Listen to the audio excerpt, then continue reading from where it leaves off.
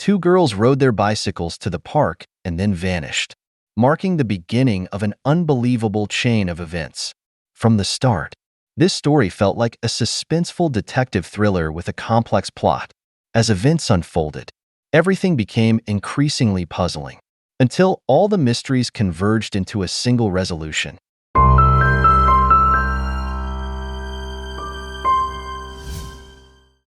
Laura Hobbs was born on September 25, 1996, in Texas.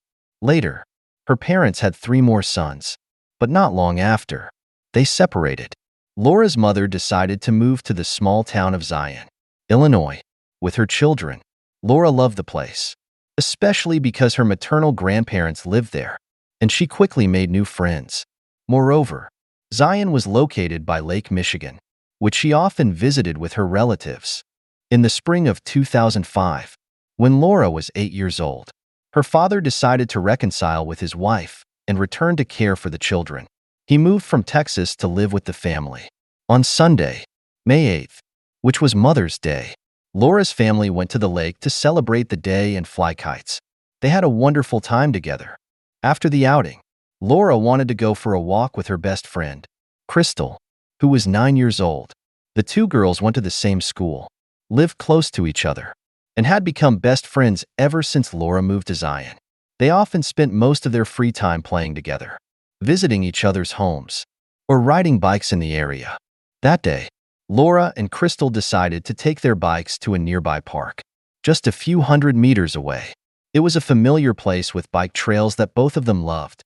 Though they were young, their parents didn't mind letting them go, as they knew the area well, and Zion was a small town where serious crimes were rare. Laura and Crystal left home around 3 p.m., planning to return in time for dinner. However, when time passed and it was 7 p.m. with no sign of the girls, their parents began to worry. When Laura and Crystal still hadn't returned, the family decided to go to the park to look for them and call them back. However, their surprise quickly turned into worry when they couldn't find the girls there. The adults walked along the bike path, calling Laura and Crystal's names, but only silence responded. As concern grew, other relatives and friends joined the search. They continued searching in the park and even walked through the neighborhood streets, hoping to find the two girls. The search lasted for several hours, but by 9 p.m., when darkness had fallen, there was still no sign of Laura and Crystal. Realizing something terrible might have happened, the parents decided to contact the police. The police immediately joined the search, contacting volunteer organizations, mobilizing dozens of volunteers and search dogs. Many local residents, hearing about the disappearance, also came to help. The police focused their efforts around the park area, where Laura and Crystal were expected to meet up. They confirmed that the girls had passed by a few acquaintances on the way, stopped to chat, and mentioned they were heading to the park. Along with the search, the police also went door to door in the neighborhood looking for information and began distributing flyers about the disappearance. As the hours passed, the fear grew, darkness fell, and despite the search efforts throughout the town, there was no trace of Laura and Crystal. The search continued through the night until 4:30 a.m. when the police decided to take a break to rest. However, Laura's father and grandfather refused to rest and kept searching around the park, deciding to split up to cover a wider area. Around 6 a.m., when the first light of dawn began to break, Laura's grandfather suddenly heard a cry. He rushed toward the sound and met Laura's father. The man, in shock, declared that he had found the bodies of Laura and Crystal. The two girls were lying by the side of the bike path, among some thick bushes.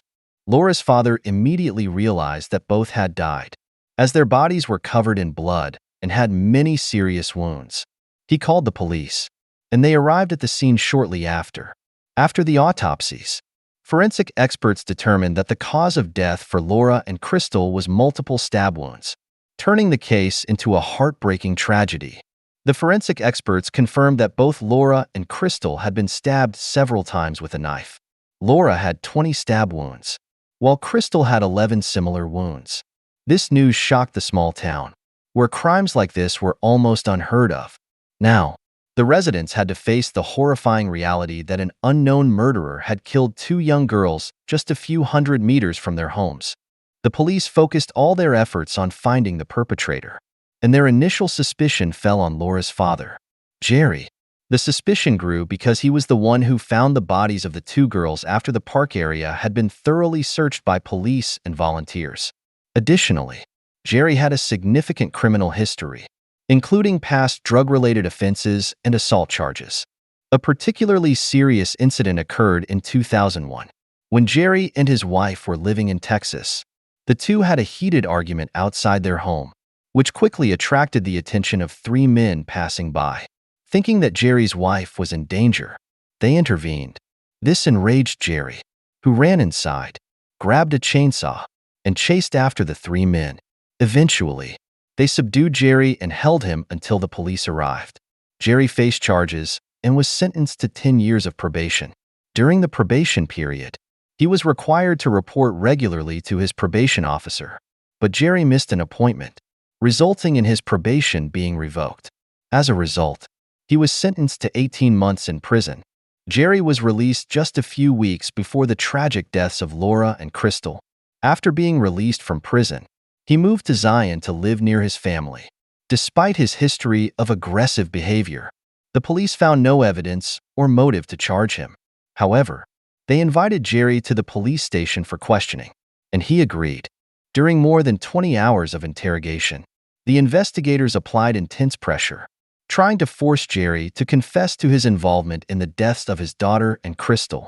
Initially, Jerry denied all accusations, insisting that he had nothing to do with the case. He claimed that when he noticed Laura hadn't returned, he and his wife decided to go search for her. Jerry said he continued searching until he discovered the bodies of Laura and Crystal in the park. However, under continuous pressure from the detectives, Jerry's story began to change. Eventually, he confessed that on that evening, he had indeed gone looking for his daughter and saw Laura and Crystal in the park. Jerry stated that he scolded Laura for being out without permission and asked her to come home, but Laura refused. Jerry said he grabbed his daughter's hand, trying to take her home, but Laura resisted. Crystal intervened, asking Jerry to leave her friend alone. According to Jerry's testimony, Crystal pulled a small knife from her pocket and pointed it at him, demanding he let Laura go. This made Jerry furious. He grabbed the knife and stabbed both girls multiple times. After committing the crime, Jerry dragged their bodies into the dense area of the park and walked away. The next morning, he returned to find the bodies of the two girls and personally called the police to divert suspicion. During the confession, Jerry broke down in tears but still signed the statement admitting his guilt and repeated his story on camera. He said, "I was walking on the dirt road and met Laura and her friend Crystal. I told Laura she had to go home, but she argued. I grabbed her hand, but she pulled away and told me to let her go. Crystal also told me to let Laura go. Then Crystal pulled a small knife from her pocket and pointed it at me, saying I had to let Laura go. I lost control, grabbed the knife, and stabbed both girls." Jerry's confession shocked the family and loved ones of both girls. No one could believe that a father would commit such a horrible crime. However, Jerry's wife later told the police that she had always known about her husband's aggressive temperament. Based on his previous criminal records, Jerry admitted his guilt and was arrested. Awaiting trial, soon after, the prosecutor announced they would seek the death penalty for Jerry. The preparation for the trial took a long time, and during this period, the case began to take unexpected turns. Jerry was assigned a defense attorney, and suddenly, he retracted his confession, asserting that he was not involved in the murders. Jerry claimed that he had confessed under extreme pressure from the detectives, who had interrogated him for more than 20 hours. He accused them of threatening him and his family, and of mistreating him while he was in custody. Jerry said that at the time, he hadn't slept for over 2 days and was in extreme distress after discovering his daughter had been murdered. He also accused the police of convincing him to confess by promising to release him and let him rest if he admitted guilt. According to Jerry, the detectives created the most plausible scenario and forced him to repeat their words. They wrote out the confession, asked him to sign it, and read the statement in front of the camera. Jerry's lawyer immediately requested a review of the case, but this request was denied. The prosecution argued that Jerry had confessed voluntarily and affirmed his statement on camera. However, after Jerry retracted his confession, the case had to go through a full trial with a jury, which extended the process by several years. During the preparation for the trial, Jerry's attorney began to uncover some important details. He noticed that there was no concrete evidence against his client. This prompted him to focus on finding any clues to prove Jerry's innocence. The lawyer discovered that the forensic examinations had not thoroughly examined the bodies of the two girls. Although standard procedures were followed, such as collecting swab samples and gathering debris from under the victim's nails, the evidence samples, including swabs and debris from Laura's nails, had been stored in a refrigerator but were never analyzed. Jerry's lawyer pushed for all the evidence to be sent to an independent laboratory for testing. Despite attempts by the prosecution to obstruct this, he succeeded in getting the evidence tested. In 2008, the final tests were conducted, and the results brought an unexpected twist. On Laura's body, experts discovered several different DNA samples. There was foreign skin under her nails, male DNA on her clothing, and in 3 other locations on her body. A quick analysis confirmed that none of the DNA samples belonged to Jerry. All of them pointed to a completely different man. This discovery clearly indicated that Laura had been sexually assaulted. For Crystal, analysts found no foreign DNA on her body, but there was no doubt that both girls had been killed by the same person. Jerry's lawyer immediately demanded his release from prison and the dismissal of all charges. However, an unpleasant surprise occurred. The district attorney refused to acknowledge the new evidence. He argued that the presence of foreign DNA on Laura's body could have been purely coincidental. In his view, the park was a place where young couples often met, and he believed these DNA samples could have come from the grass or bushes. Even the fact that some biological samples were found inside Laura's body did not concern the prosecutor. Despite this absurd explanation, Jerry had to remain in prison, awaiting trial. His lawyer attempted to enter the DNA samples into the FBI database to search for a match, but no results were found. All he could do was hope that the real perpetrator would be caught sooner or later, as the prosecutor showed no intention of reconsidering the case. For years later, miles away from Zion, another event occurred. Amanda Snell, a 20-year-old woman who had recently joined the military, was found dead. Amanda had decided to join the Army because she came from a family with a strong military tradition. The Snell family was proud of their military heritage and commitment to serving the community. While in the base, Amanda often helped out at a local church, where she taught children with autism and other developmental disabilities. Through this work, Amanda realized she wanted to pursue a career in special education and had planned to complete her studies after finishing her military service. However, on July 13, 2009, Amanda failed to report for duty. This quickly raised concerns among her colleagues. They went to Amanda's room, knocked on the door, but received no response. When they found the door unlocked, they entered and saw the room neatly arranged, the bed made, and the furniture in place. But Amanda was not there. Only when they opened the closet did they discover her lifeless body, positioned unnaturally, with a pillowcase over her head.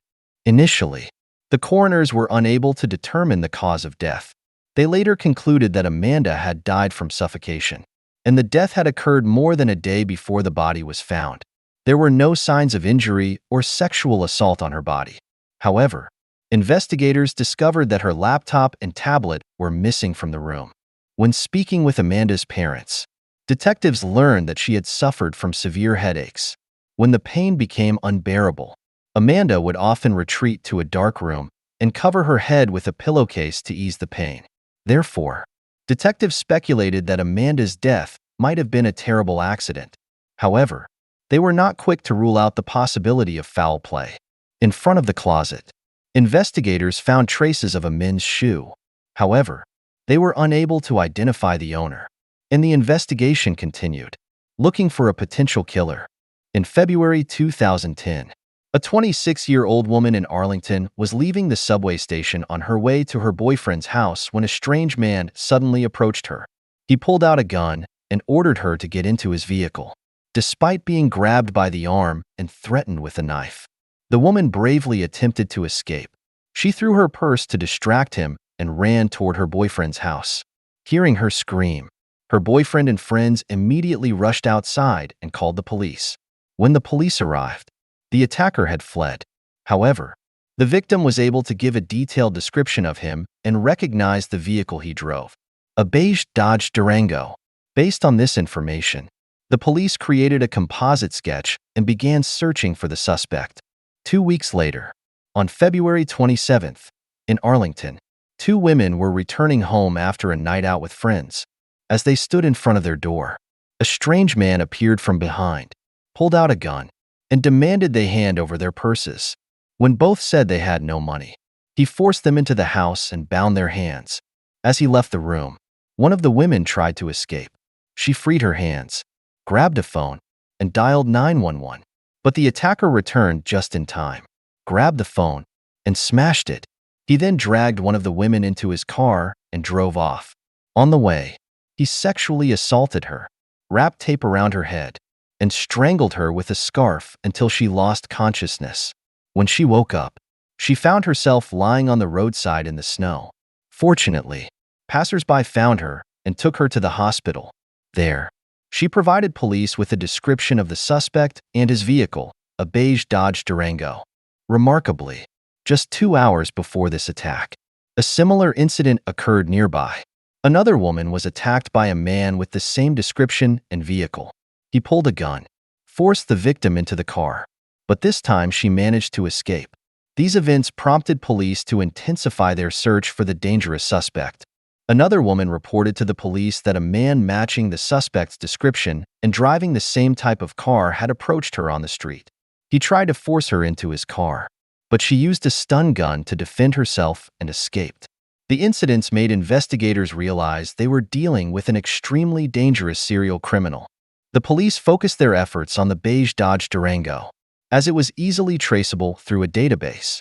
They scanned all owners of this vehicle in the area and soon found a crucial lead. During a search of one vehicle, they found a student ID belonging to the woman who had been left in the snow, along with one of her earrings.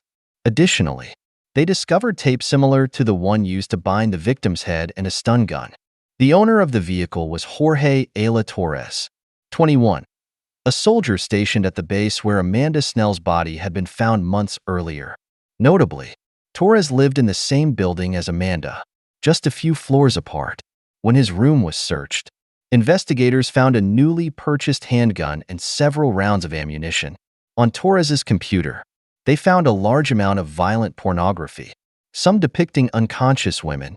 Photos of Torres, along with images of other men, were shown to the 3 women who had been attacked by him. All of them recognized him and confirmed that this was the man who had assaulted them. Notably, Torres had not attempted to conceal his identity during the attacks. Torres was arrested and held awaiting trial. Investigators believed he had not only kidnapped and attacked 2 women, but was also responsible for Amanda Snell's murder. However, there was no direct evidence linking Torres to Amanda's death. To break the deadlock, the police devised a clever plan. They planted an informant in Torres's cell. The informant carried a recording device and engaged Torres in conversation. Surprisingly, the strategy worked quickly. Within a week, Torres began confessing to his crimes. Torres started boasting about killing Amanda, saying he did it simply because he had the opportunity and was excited. He detailed how he stuffed Amanda's body into a closet after killing her. He also admitted that after the murder, he carefully cleaned Amanda's room to remove all traces of evidence, but inadvertently left behind some evidence during the process. Torres revealed to his cellmate that he had sexually assaulted the victim on the bed, using contraception, before stuffing her body into the closet. He also said he removed the bedsheet to clean up but left the mattress intact. The police immediately sent the mattress to the lab. Experts found a small male DNA sample on the mattress, which matched Torres's DNA perfectly. Additionally, Torres told the informant that he had a pair of Nike sneakers in his car.